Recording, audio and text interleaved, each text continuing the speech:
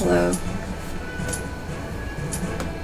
We are going to one of the Stormblood dungeons. We'll be running this with the NPC duty support. I already have a guide of this up on the YouTube channel. This one's the Sirensong Sea, but this version is going to be with the NPCs. And so the other one is an older version that was before the update.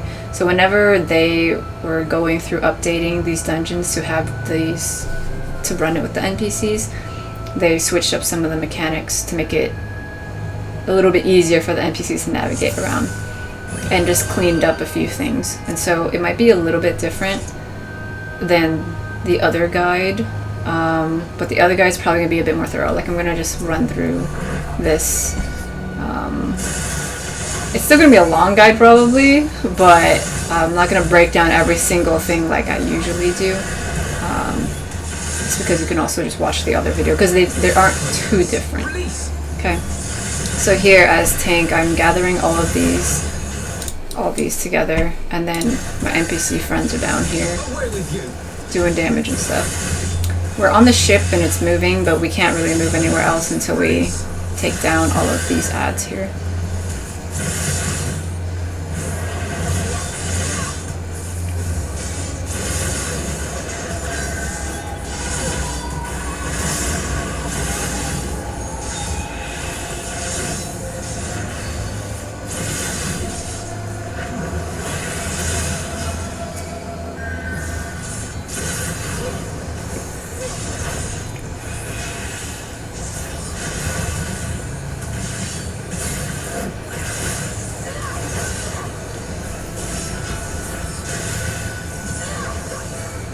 So I'm moving usually like near the end of a group of adds to try to address whatever adds to face away from everybody, just so the melee people can do their positionals and stuff a little bit better. But when there's like multiple adds, I usually just try to stay in the middle so that they all stay together. But it looks like Lise here isn't really doing positionals that much, and so it doesn't matter as much. Once you level up and do higher level dungeons and stuff, the rotations for the different jobs and classes will utilize positions like the sides or the front or the back of the boss for certain like skills. So some people like to practice those things and some people don't care, but as tank, I usually try to be mindful of that.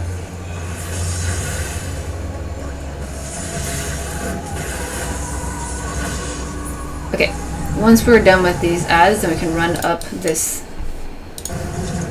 thing in the front. I don't know ships or boats very well, so sorry, I don't know what it's actually called. It's not the stern, is it? Okay, while we go gather this next group of adds, I'm gonna go look it up. Is it the stern?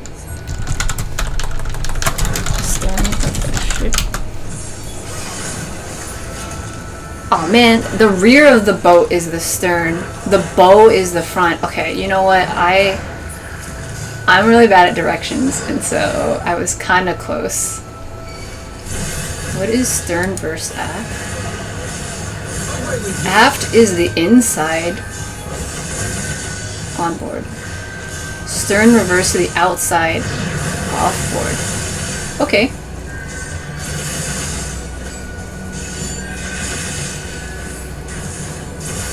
Watch out for all these like AoEs and stuff, okay, when you're taking care of these adds. Tail screw. Okay. Watch out for that. That's also a blue mage spell, I think. So if you're gathering blue spells. Okay, you got a little AoE here. I stayed in that. Alphanod's alright at healing, and so, you know, I don't stress too much about stuff when running with the NPCs. Also, a benefit of running with the NPCs is you can really take your time with things. And like I said before about like the rotation thing and things like that, like if you're learning a new class, for example, and you want to go at your own pace and also get some like experience points, you can always run with NPCs to learn the dungeons, but also learn like your buttons and stuff, and there's not as much pressure. Right, so first boss here, I'm going to turn the boss around, like facing away from everyone, just so that like if I get hit with a tank buster, it's not facing people and things like that. Okay, Amorphous Applause, the boss will turn certain directions and cleave everything in front of it. So if the boss is facing you, then you want to run out of the way. There we go. Also, when you run with the NPCs, if you don't really know the mechanics of the fight very well, you can always just follow the NPCs. Stack markers, so we're going to stack up here together. Usually the NPCs will go into the center of the stage for their stacks, so you can pretty much count on that. Sea swallows all. This is going to gather us all up to the center here. And then we've got AoEs to dodge. Okay, so after you get pulled into the center, make sure you run out of the way. Alright, and then concussive oscillation. There, these things blow up. And then we get that one that we just saw earlier, Amorphous Applause. So everything in front of the boss cleaves. And see how it like target, like it turned and target Lise. So we get sucked up, we need to run out now, wait for these things to blow up, and then the boss will turn to a random person, target them, and do a front cleave, and so you need to watch out for the direction of that and get out of the AoE. Okay, and so if you get hit with that, then you take some damage and you get knocked back.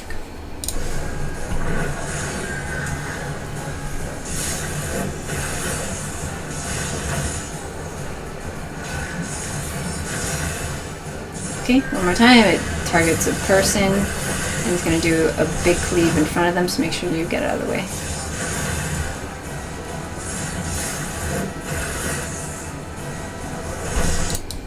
Overtow. This one does a raid wide and knocks everyone backwards, but then, right after that, yeah, here it comes. Here is going to be a stack marker. I can hear it, and also like the boss was kind of in my way, but I could see the corner of the marker, and also I'm pretty familiar with the audio cues of the mechanics. So if you struggle with like being able to see things, you can turn your camera more, or get used to turning your camera a bit more, or try to get used to the audio cues. Okay, so this thing again, it will cleave certain directions, so get out of that.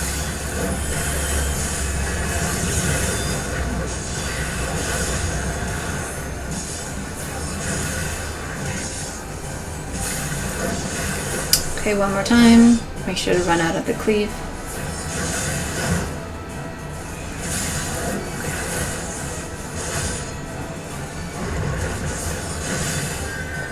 Sea swallows all. Okay, so that would just be repeating mechanics after all that. Okay. Good stuff, good stuff.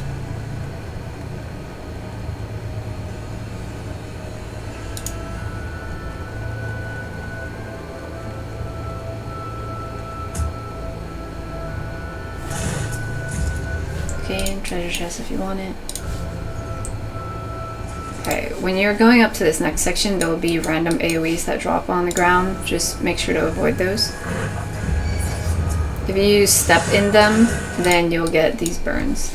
Okay, so I'm going to gather these birds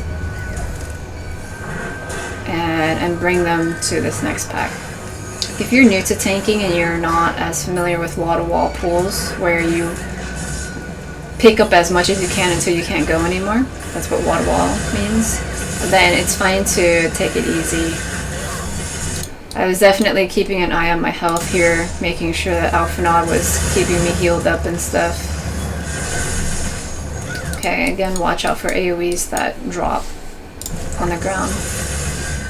See, I'm moving the ads kind of further from the burn thing, just in case like they walk into them, or in case I forget and walk into it. So there, see this thing dropped underneath us, and so I'm gonna bring all of these ads over here, and so nobody has to stand in that stuff. Like Lise, she stood in it for a moment.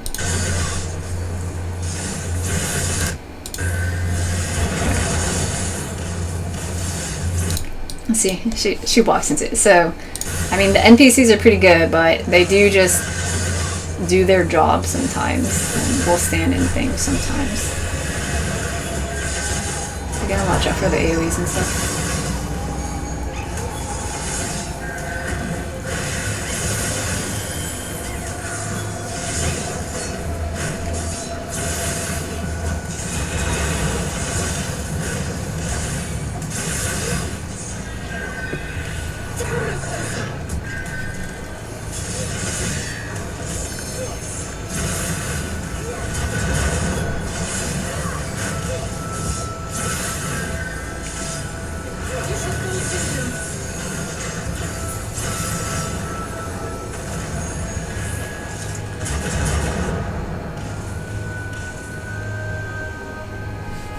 Here's a treasure chest if you want it. So the word stern comes from the word, this like Old Norse word, stira, which means to steer, which became stjorn, I don't know how to pronounce this, steering. This other word that means steering, and something about Old English. Okay, wait. So we're gonna, same thing, deal with all these ads, and we're gonna watch out for all this stuff, okay?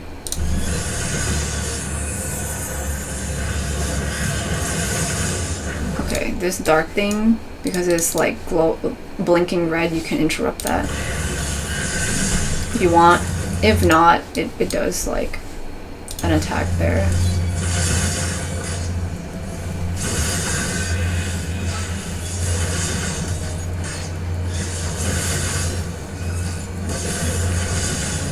Okay, so it started from Old Norse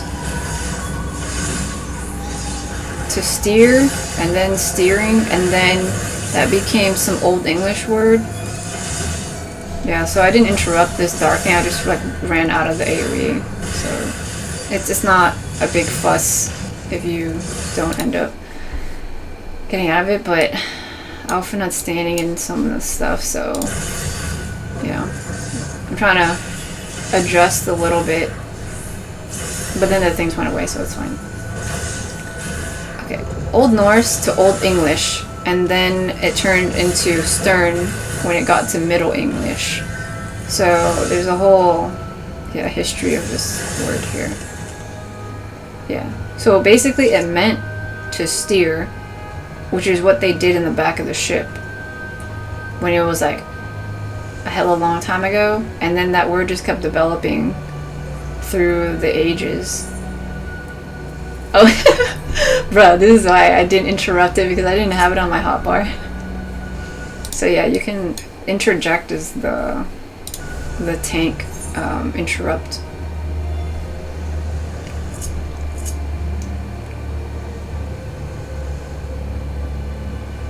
I was deciding where to put it, but since we're here, I will discuss a little bit what these do. Rampart is gonna give you, it will lower like the damage you take. It's the basic tank one, and then the other versions are, well, I think Rampart is 25% less damage taken, and then you have like I have a blue one over here, Sentinel I think it's called, and it does like 30% less damage or something, and you got other mits. It's basically just mitigation.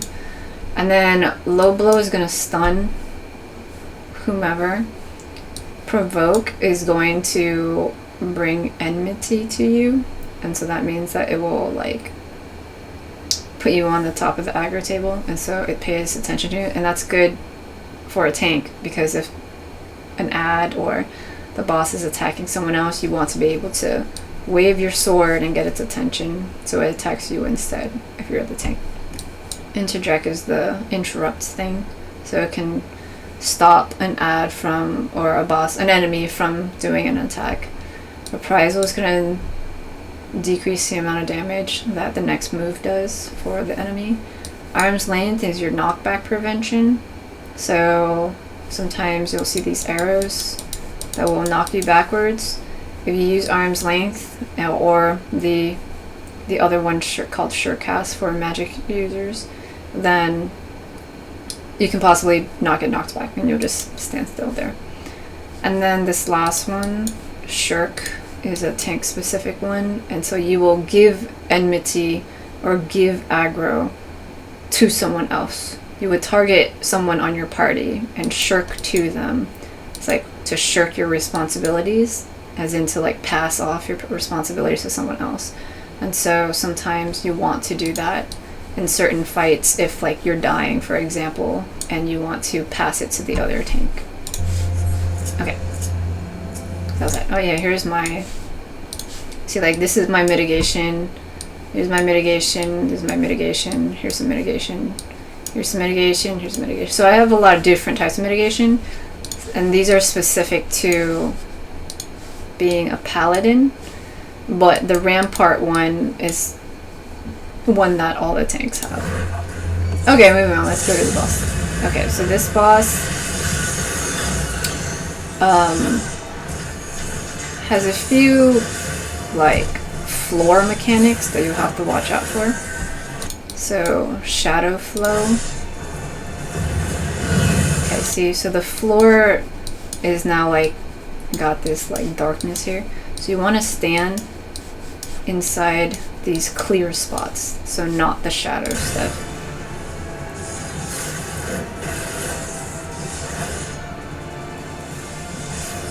Okay, so good.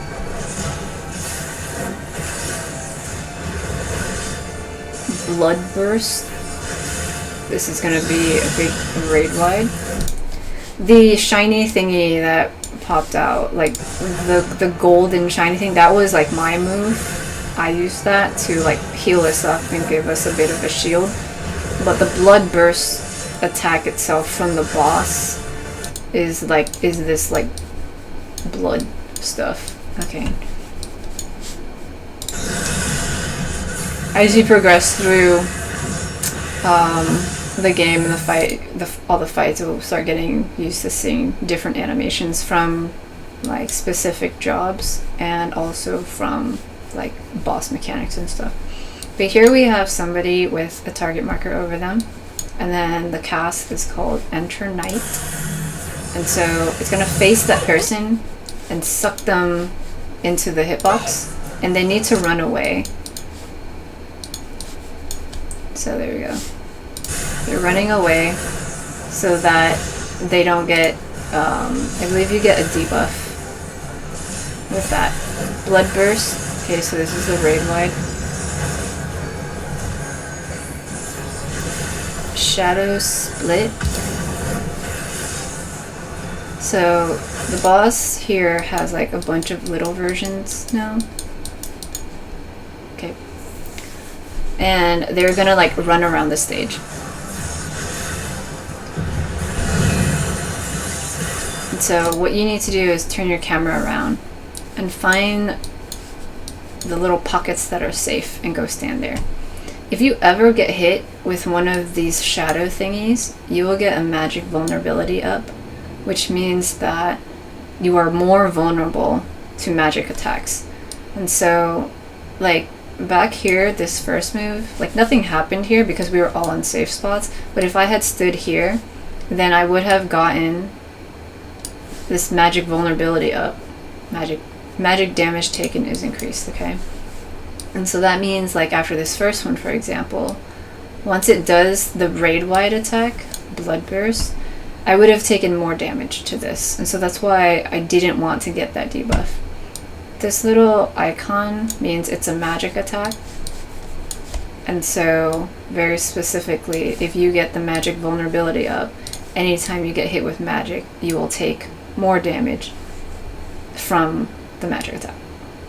Okay, so when you see all these dudes, they're wandering around, that means you're gonna have even smaller spots to go hide behind. Okay, so there's a small spot over here where Alice is. I got a spot here. There's one little spot here, and there's one spot here. So try not to stand in this goopy stuff for too long. See, like I'm kind of wandering around, and the more I wander around in this goopy stuff, the more damage I'm taking and the more debuffs I'm taking of this magic vulnerability thing. Okay, as I see how much it's ticking. And so now the boss is going to do Blood Burst, which is the big raid wide. And when it does raid wide, there we take a little bit more damage. Okay. It might not seem like it's that big of a deal, but if your healer is having trouble healing up and stuff, then it can possibly cause a lot of issues. Okay, so then that move, the target thingy, okay, enter knight, is going to draw the person in, and they need to run away to break the tether. Blood Burst is going to be the raid wide. Here it comes. Shadow Split, so we get the little dudes again, and they're going to spread out. Yeah, unfortunately, I didn't get tethered in this one specifically, but in the other guide, I'm pretty sure I spent a long time figuring out what was happening. Because we had actual other players like get hit with stuff. Like I think if you don't break the tether, then you either get a debuff or something like that. Okay, so this next area is gonna hit a little bit harder. So this is a good place to practice tanking if you want to practice doing bigger pulls. So I'm gonna grab the entire room here.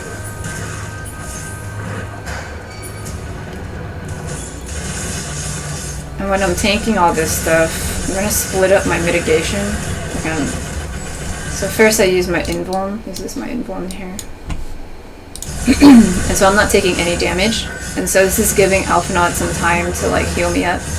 Watch out for these really big AoEs. Okay. And then I'm starting to throw some of my other mitigations up. You're running this with Duty Finder. Typically most people will do this water wall pull. And if you're a new healer and you're a bit concerned about your healing abilities, you can always let them know that you're a new healer, and you know, people are usually pretty nice about stuff. Also, there's a treasure chest over here if you want it.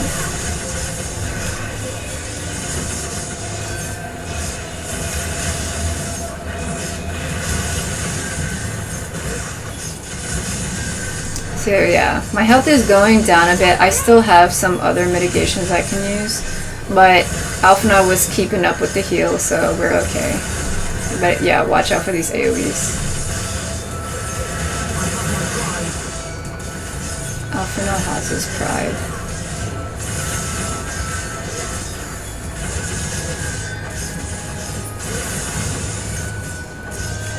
See, we're good. We're good.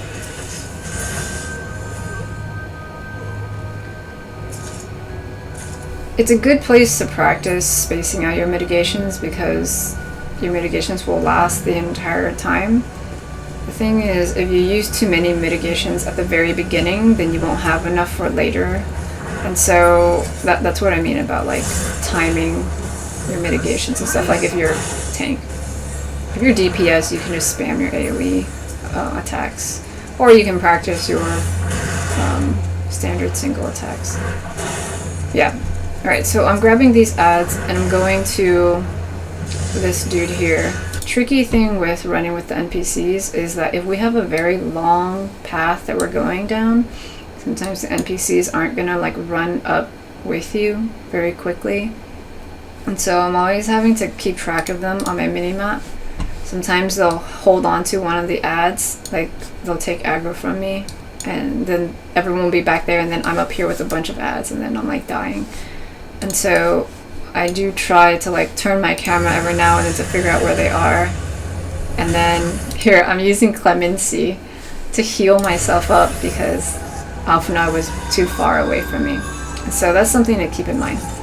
However, with the NPCs, I don't feel as bad dying because as soon as we reset, I get all my stuff back. Like my timers are all reset, and so it's not that big of a deal to me. If you're running this with other people's, it can be a little nerve-wracking. But again, most people aren't going to get upset if you die. Unless they specifically were like, hey, I'm new here, you know, like I'm just trying my best, and then if you do things and it's not really helping the situation, then they might get a little upset. I mean, that's just people's skills. But if you're dying because you're new or something like that, most people are really just like, it's okay, let's try again. So don't worry too much about it. Okay, I'm constantly throwing back my shield lob just so I can maintain aggro on these little doggies. And then I'm bringing the bigger boss closer to Alphanod just to make sure that I'm getting my heals. So this is, when I play with the NPCs, I definitely have to play a different way to make sure I'm getting the resources from the NPCs. Okay, so this thing is blinking dark. Technically, you can interrupt that. However, I'm saving my interrupts for a different move from this fleshless captive.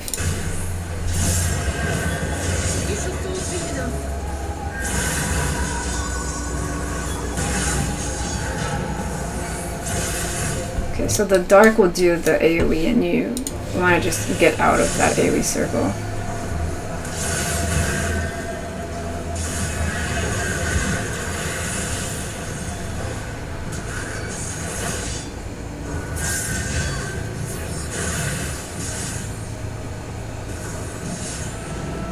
Okay, just get out of that one.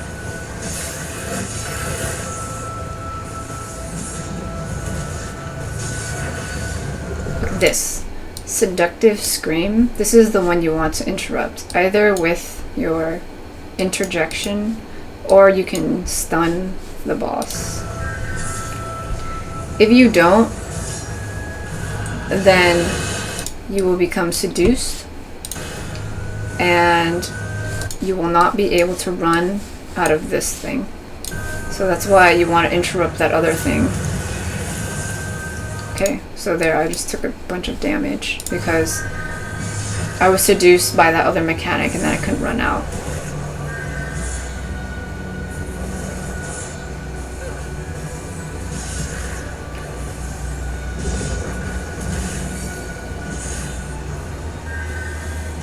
Alright, dog, just get out of that AoE.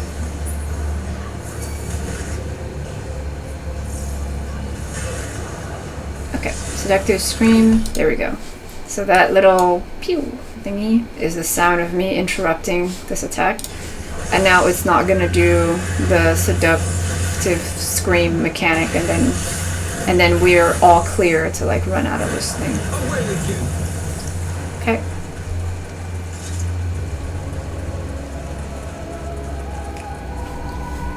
Final boss.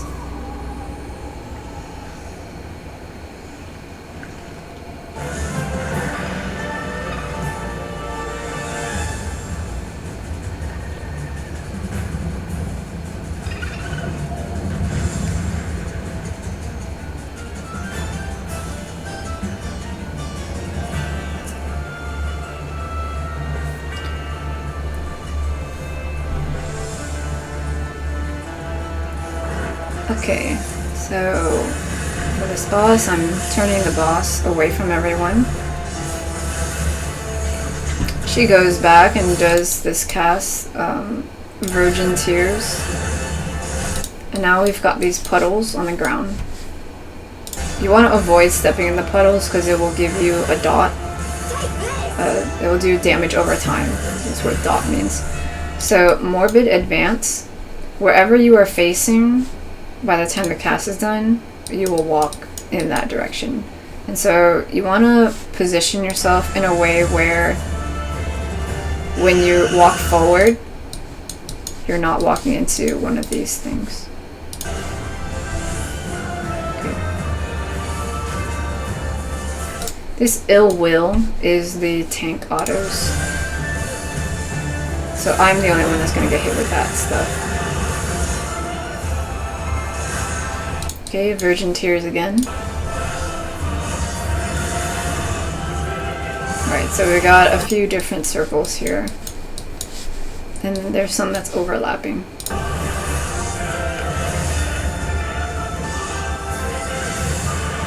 Okay, so again we got Morbid Advance, so position yourself so you don't go into one of these circles. I'm positioning myself so I do, just so we can see what happens.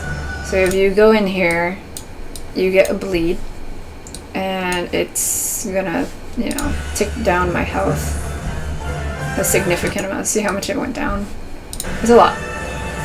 So you want to be careful to, like, if you end up in there, make sure you get out of there fast. Okay, and then the Somber Melody. Somber Melody cast. That one's gonna be a raid wipe.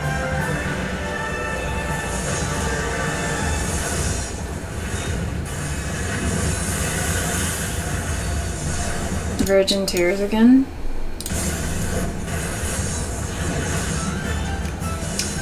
AoEs everywhere. Okay, so make sure you're not gonna run into that. This time though, it's gonna be Morbid Retreat. And so that means wherever I'm facing backwards, wherever my back is facing, I'm gonna run that way. So you can try to position yourself so whatever's behind you is a safe spot. There we go.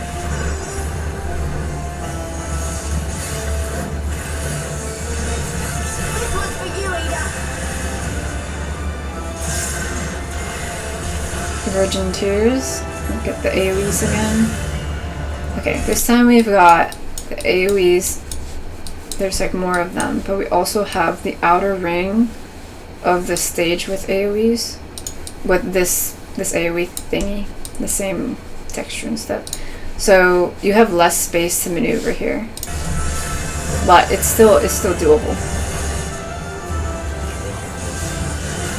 Morbid Advance. So wherever I'm facing forward is where I'm gonna end up. Okay, also I ran in there just to double check this outside one's the same thing. So you get a bleed if you're standing in it for too long. Okay, there we go. I didn't position myself very well, but you get the point, right? Because I was facing at an angle. I ended up walking through this one and then also over there. So careful, like even though you might think that you're facing that way, you gotta really figure out what angle your character's looking. Okay, and then Void Water 3. It's gonna be a big AoE, so run out of that. Somber Melody is a raid wipe.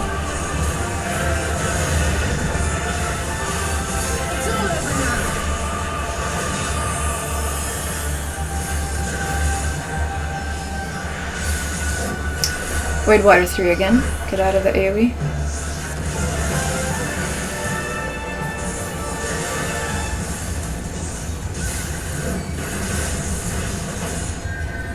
Virgin Tears. We're gonna get those circles on the ground and on the outside.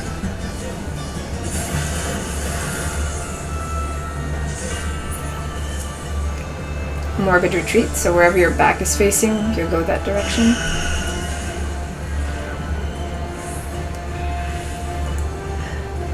Yeah, look at how much it's ticking down as I stand in this.